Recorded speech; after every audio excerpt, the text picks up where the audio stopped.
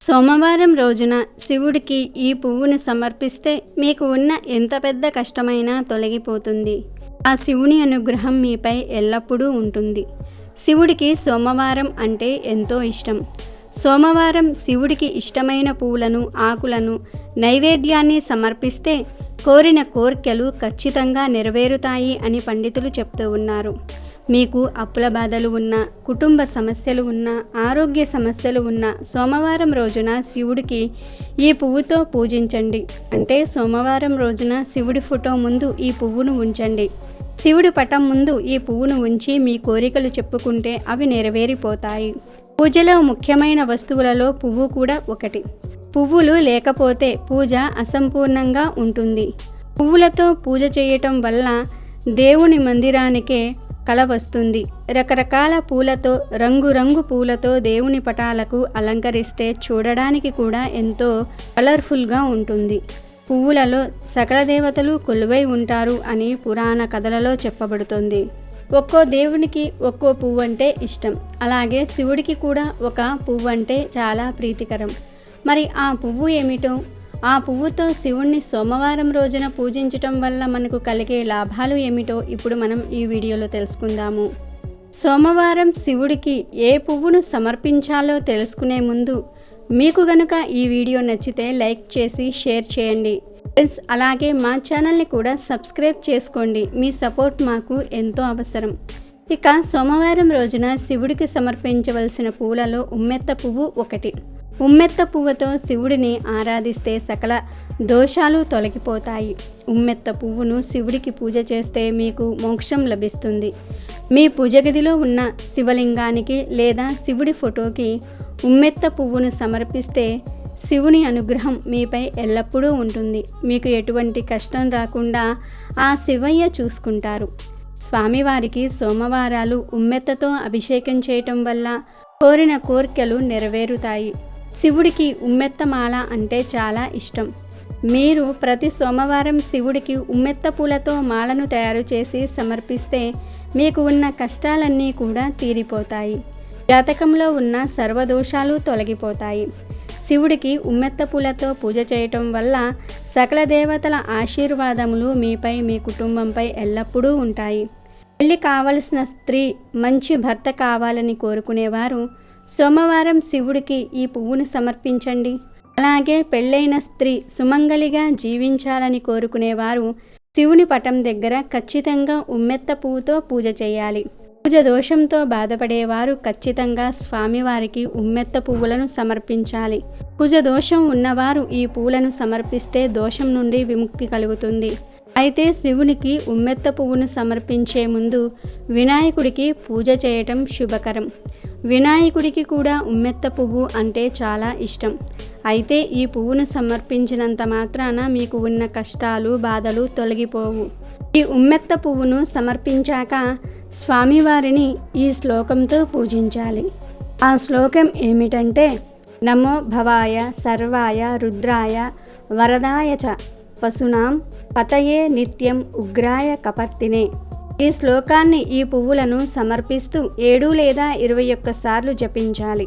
ఇలా చేస్తే స్వామివారి అనుగ్రహం మీకు కలిగి మీకు ఉన్న కష్టాలు, బాధలు అన్నీ కూడా తొలగిపోతాయి. సోమవారం రోజున శివుడికి ఈ పువ్వులను సమర్పించి ఈ శ్లోకాన్ని చదివితే చాలు మీకు ఉన్న కటిక దరిద్రమంతా కూడా పోతుంది. శివుడికి ఉమ్మెత్త పువ్వును సమర్పిస్తే ఎలాంటి ప్రయోజనాలు మనకు కలుగుతాయో తెలుసుకున్నాం కదా. అలాగే ఇప్పుడు శివుడికి ఏ ఏ పువ్వులను సమర్పిస్తే ఎలాంటి ఫలితాలు కలుగుతాయో కూడా తెలుసుకుందాం. ఉమ్మెత్త పువ్వుతో పాటు స్వామివారికి ఇంకొన్ని రకాల పువ్వులు కూడా చాలా ఇష్టం. మరి ఆ పువ్వులు ఏమిటి అంటే, ధనం కావాలనుకున్న వారు శివుణ్ణి గన్నేరు పూలతో, మోక్షం కావాలంటే ఉమ్మెత్త పూలతో, సుఖ సంతోషాల కోసం నల్ల కలువలతో, చక్రవర్తిత్వం కోసం తెల్ల తామరలతో, రాజ్య ప్రాప్తి కోసం ఎర్ర తామరలతో శివుణ్ణి పూజించాలి. అలాగే నాగకేసరం, కేసరీ పుష్పాలతో అనుకున్న కోరికలు నెరవేరుతాయట. గన్నేరు, అశోకం, ఊడుగు, తెల్ల జిల్లేడులతో పూజించిన వారికి మంత్రసిద్ధి కలుగుతుంది. రోజా పుష్పాలతో లాభసిద్ధి, దంతిపత్తి పూలతో సౌభాగ్యం కలుగుతుంది. కోరుకున్న కన్యను పొందాలంటే శివుణ్ణి సన్నజాజి పూలతో పూజించాలి. సంతానం కావాలనుకునేవారు శివుణ్ణి మొల్ల పూలతో పూజించాలి. దర్భ పూలతో ఆరోగ్యం, రేల పూలతో ధనం, తుమ్మి పూలతో వశీకరణం, కడిమి పూలతో శత్రుజయం కలుగుతుంది. బిల్వదల పూజ దారిద్ర్యాన్ని తొలగిస్తుంది. శివుణ్ణి మరువంతో పూజిస్తే సుఖం కలుగుతుంది. మోదుగా బూరుగు పూలతో పూజిస్తే ఆయువృద్ధి కలుగుతుందని శాస్త్రం చెప్తుంది.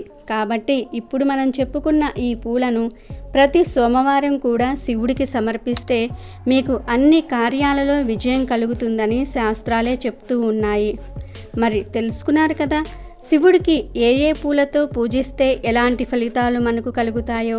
అలాగే మీకు అతిగా కష్టాలు బాధలు ఉంటే మాత్రం మర్చిపోకుండా సోమవారాలు ఉమ్మెత్త పువ్వుతో శివుణ్ణి ఆరాధించి ఇప్పుడు మనం చెప్పుకున్న శ్లోకాన్ని చదువుకోండి. ఇలా మీరు 7 సోమవారాలు కనుక చేస్తే ఖచ్చితంగా మీరు శుభ ఫలితాలను అందుకుంటారు. ఉమ్మెత్త పువ్వులంటే స్వామివారికి చాలా ఇష్టం కాబట్టి ఖచ్చితంగా కోరికలు తప్పకుండా నెరవేరుతాయి. ఆ స్వామిని నమ్మి ఆయనను పూజిస్తే ఆయన అనుగ్రహం మీపై ఎల్లప్పుడూ ఉంటుంది. ఎందుకంటే శంకరుడు భోలా శంకరుడు. అసన్ని నీళ్లు పోస్తే చాలు ప్రసన్నమైపై కోరిన వరాలను ఇచ్చే దేవుడు. మరి మర్చిపోకుండా సోమవారం శివుని ఫోటో ముందు లేదా శివలింగం ముందు ఈ పువ్వును సమర్పించి ఇప్పుడు మనం చెప్పుకున్న శ్లోకాన్ని చదివి సకల సంపదలను మీ సొంతం చేసుకోండి.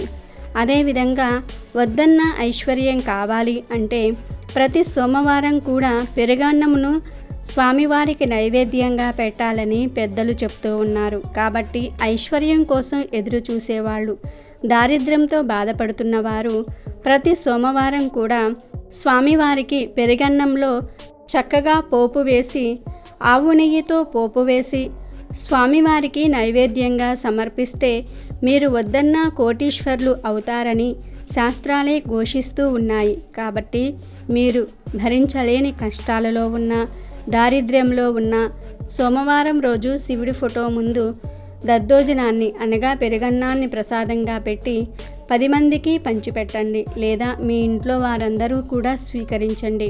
మీ ఇంటి చుట్టుపక్కల ఉండే వారికి ప్రసాదంగా పంచిపెట్టండి. ఇలా చేస్తే ఖచ్చితంగా మీ దారిద్ర్య బాధలన్నీ కూడా తొలగిపోతాయి. లక్ష్మీదేవి మీ ఇంట్లో అడుగు పెడుతుంది. కాబట్టి మర్చిపోకుండా ప్రతి సోమవారం కూడా దరిద్రం తొలగిపోవాలి అని కోరుకునేవారు ప్రతి సోమవారం కూడా ఉమ్మెత్త పువ్వును స్వామివారికి సమర్పించి దద్దోజనాన్ని నైవేద్యంగా సమర్పించి మీ కోరికలను కష్టాలను తొలగించుకోండి.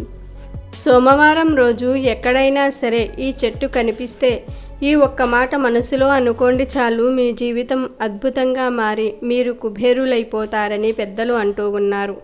మరి ఆ చెట్టు ఏమిటో ఇప్పుడు మనం తెలుసుకుందాం. ధనం మూలం ఇదం జగత్. ఈ జగత్తులో ధనం లేకుండా ఏ పని ముందుకు సాగదు. ధనం సులభంగా కలిసి రావాలంటే సోమవారం మారేడు దళంతో ఒక చిన్న పరిష్కారం చేయాలని శాస్త్రం చెప్తుంది. మారేడు చెట్టుకు లక్ష్మీ కటాక్షానికి సంబంధం ఉంది. శ్రీ మహాలక్ష్మీదేవి మారేడు చెట్టు కింద కూర్చుని అనేక సంవత్సరాలు తపస్సు చేసి చివరికి మారేడు చెట్టు రూపంలోనికి మారిపోయిందని శ్రీ సూక్తంలో చెప్పారు. మారేడు చెట్టులో దళంలో లక్ష్మీదేవి ఉంటుంది. ఈశ్వరుడికి కూడా మారేడు దళం అంటే ఎంతో ప్రీతిపాత్రం. కాబట్టి శివుడి అనుగ్రహం ద్వారా, లక్ష్మీ అనుగ్రహం ద్వారా మీ ఇంట్లో ఎప్పుడూ ఐశ్వర్యం ఉండాలంటే సోమవారం ఒక చిన్న విధి విధానం పాటించాలి. సోమవారం రోజు మీకు ఎక్కడైనా ఏ సమయంలో అయినా సరే మారేడు చెట్టు కనిపిస్తే ఓం నమశివాయ అనుకోండి. గంటలో పరమశివుడి అనుగ్రహం కలిగి మీ మనసుకు ప్రశాంతత చేకూరుతుంది. అలాగే ధనలాభం కలగాలని ఆశపడేవారు మీకు దగ్గరలో ఎక్కడైనా సరే మారేడు చెట్టు ఉంటే అక్కడకు వెళ్ళండి. దేవాలయం బయట చాలా చోట్ల మారేడు చెట్లు ఉంటాయి. అలాంటి చెట్టు దగ్గరకు వెళ్ళినా పర్వాలేదు. ఒకవేళ దేవాలయం దగ్గర మారేడు చెట్టు దగ్గరికి వెళ్తే ముందు అంటే మారేడు చెట్టుకు దగ్గరకు వెళ్ళే ముందు దేవాలయంలో హుండీలో 11 రూపాయి బిళ్ళలు వేసి ఆ తర్వాత మారేడు చెట్టు దగ్గరకు వెళ్ళండి. బయట ఎక్కడైనా ఉండే మారేడు చెట్టు దగ్గరికి వెళ్తే మాత్రం అక్కడ ఏమీ చేయనవసరం లేదు. దేవాలయంలో ఉండే మారేడు చెట్టు దగ్గరికి వెళ్తే మాత్రం ముందు దేవాలయంలో హుండీలో 11 రూపాయలు వేసి ఆ తర్వాత మారేడు చెట్టు దగ్గరకు వెళ్ళండి. మారేడు చెట్టు దగ్గరకు వెళ్ళగానే ముందు అగరవత్తులు వెలిగించండి. మారేడు చెట్టు మొదట్లో నీళ్లు పొయ్యండి. ఆ మారేడు చెట్టుకు కొద్దిగా గంధం రాయండి. మారేడు చెట్టు దగ్గర ఆవు నెయ్యితో దీపం వెలిగించండి. ఆ తర్వాత తాంబూలం మారేడు చెట్టుకు సమర్పించండి. తాంబూలం అంటే 2 తమలపాకుల్లో అరటి పండ్లు ఒక్క ఉంచి తాంబూలం సమర్పించాలి. మారేడు చెట్టుకు నమస్కారం చేసుకుని ఈ రోజు నుండి నాకు ఎలాంటి ఆర్థిక ఇబ్బందులు ఉండకూడదు, ధనం బాగా కలిసి రావాలి అని మనసులో అనుకుని ఆ మారేడు ఆకును కొయ్యండి. మారేడు ఆకును ఇంటికి తెచ్చుకోండి. ఈ ఆకును నామినేషన్ చేయించుకొని పూజామందిరంలో పెట్టుకోండి. లేదా ఆ మారేడు ఆకును ఎప్పుడూ కూడా మీ జేబులో ఉంచుకొని తిరగండి. లక్ష్మీదేవి మీ ఇంట్లో కనకవర్షం కురిపిస్తుంది. ఇందులో ఏమాత్రం సందేహం లేదు. అంతటి శక్తి ఆ మారేడు ఆకుకు ఉంది. కాకపోతే మారేడు ఆకు కోసుకురావడానికి ముందు చెప్పుకున్న విధి విధానం పాటించాలి.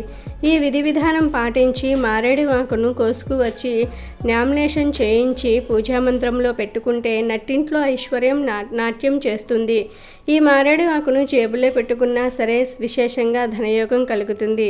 కానీ ఆ ఆకును కోసే ముందు మారేడు చెట్టు దగ్గర దీపం పెట్టడం, నీళ్లు పోయటం, అగరవత్తులు వెలిగించటం, తాంబూలం సమర్పించటం, పసుపు రాయటం, గంధం రాయటం అనేది మాత్రం ప్రధానం. కనుక మీరు కూడా సోమవారం ఈ పరిహారం చేసి శుభ ఫలితాలను పొందండి. Thank you for watching our video. Please do subscribe and like the video.